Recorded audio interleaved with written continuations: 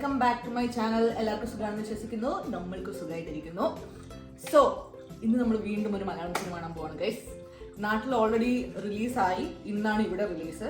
ഇത് എനിക്കൊന്ന് റിലീസായിട്ട് മൂന്നാമത്തെ ഷോ ആയിരിക്കണം. ഫസ്റ്റ് ഷോയ്ക്ക് നമ്മൾ പോകാൻ പറ്റിയില്ല, കാരണം അത് ആ സമയത്ത് റോഷൻ ഇന്ന് ഓഫീസിൽ പോകുന്ന ദിവസമായതുകൊണ്ട് റോഷൻ ഇപ്പോൾ വന്ന് കയറിയതേ ഉള്ളൂ. അതുകൊണ്ട് നമ്മൾ 10:30 ഷോനാണ് പോകുന്നത്.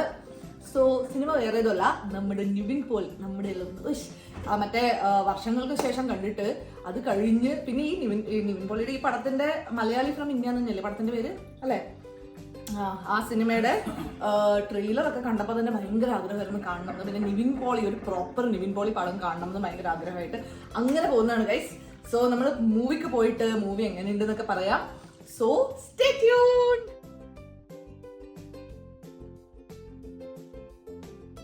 നമ്മളങ്ങനെ സിനിമ കണ്ടുവന്നു ഗൈസ്. സിനിമയെ പറ്റി പറയുകയാണെങ്കിൽ നമ്മൾ ആക്ച്വലി ഈ സിനിമ കാണാൻ പോകുന്നതിന് മുന്നേ I was very excited about the movie because of its trailer and the teaser the made. Okay, ഞാൻ വിചാരിച്ചു ഭയങ്കര ഫൺ ഫിൽഡ്, ഭയങ്കര ഒരു പണ്ടത്തെ ഒരു മോഹൻലാൽ ശ്രീനിവാസൻ കോംബോ രീതിയിലുള്ള സംഭവങ്ങളൊക്കെ കാണും എന്നാണ് ഞാൻ വിചാരിച്ചത്.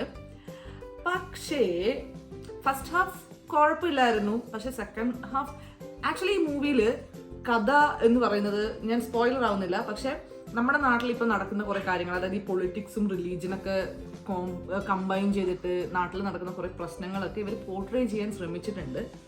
അതാണ് ഇതിൻ്റെ അകത്ത് മെയിനായിട്ട് അവർ പോർട്രേ ചെയ്യാൻ ശ്രമിക്കുന്നത്. പക്ഷെ എനിക്ക് ഇതും ഈ മലയാളി ഫ്രം ഇന്ത്യ എന്നുള്ള ആ ഒരു ടൈറ്റിൽ തമ്മിൽ എനിക്ക് എന്താണ് കണക്ഷൻ, എനിക്ക് അത് ഫസ്റ്റ് ഓഫ് ഓൾ എനിക്ക് എന്താണ് കണക്ഷൻ എന്ന് മനസ്സിലാവുന്നില്ല കേട്ടോ. പക്ഷേ ഇതാണ് ഇവരുടെ മെയിൻ ഇന്നത്തെ പോർട്രേ ചെയ്യാൻ ഉദ്ദേശിക്കുന്നത്. അതായത് ഒരു റിലീജിയനും പൊളിറ്റിക്സും തമ്മിൽ കമ്പൈൻ ചെയ്തിട്ട് ഇപ്പം നാട്ടിൽ നടക്കുന്ന പ്രശ്നങ്ങളൊക്കെ തുറന്നു കാട്ടുക എന്നുള്ള രീതിയിലാണ് കഥ മുന്നോട്ട് പോകുന്നത്. പക്ഷെ ഗൈസ്, സത്യം പറഞ്ഞാൽ ഓഡിയൻസ് എന്നുള്ള രീതിയിൽ എനിക്കത് കൺവേ ആയിട്ടില്ല എന്നാണ് എനിക്ക് തോന്നുന്നത്. എന്ന് വിചാരിച്ചാൽ നിങ്ങൾക്ക് കൺവേ ആവണം എന്നില്ലാണ്ടില്ല കേട്ടോ. സോ കാണാം, എനിക്കൊന്നൊരു 1 ടൈം വാച്ചബിൾ മൂവിയൊക്കെയാണ്.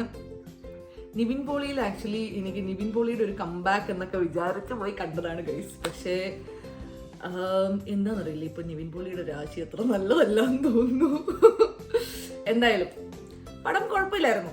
എനിക്ക് തോന്നുന്നു എനിക്ക് ആ ഫസ്റ്റ് ഹാഫിൽ നമ്മുടെ മുത്തപ്പൻ്റെ ഒക്കെ ഒരു സീനുണ്ട്, അതൊക്കെ എനിക്ക് ഭയങ്കര ഹാർട്ട് ടച്ചിങ് ആയിട്ട് തോന്നി. ഇതിനകത്ത് എനിക്ക് തോന്നുന്നു ചില സീനുകൾ അത്യാവശ്യം നല്ല സീനുകളാണ്. പക്ഷെ എല്ലാ കോമഡീസും ഇതിനകത്ത് ഈ പറയുന്ന, അതായത് ധ്യാൻ ശ്രീനിവാസൻ അതുപോലെ തന്നെ നിവിൻ പോളി കോമ്പിനേഷനിൽ കുറച്ച് കോമഡീസ് ഒക്കെ ഉണ്ട്. എനിക്ക് തോന്നുന്നു ചളി കോമഡീസിനെ പറയാൻ പറ്റുള്ളൂ, അത് പ്രോപ്പർ കോമഡീസ് ആയിട്ടൊന്നും എനിക്ക് തോന്നിയിട്ടില്ല. പക്ഷെ ചിലത് അത്യാവശ്യം നല്ലതുമാണ് കേട്ടോ.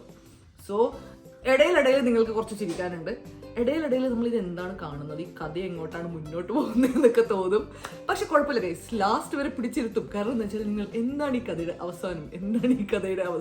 പിന്നെ എനിക്ക് തോന്നുന്നു കുറച്ച് കഥ ചുരുക്കായിരുന്നു എന്ന് തോന്നുന്നു, ഭയങ്കര വലിച്ചു നീട്ടിയ പോലെ തോന്നി.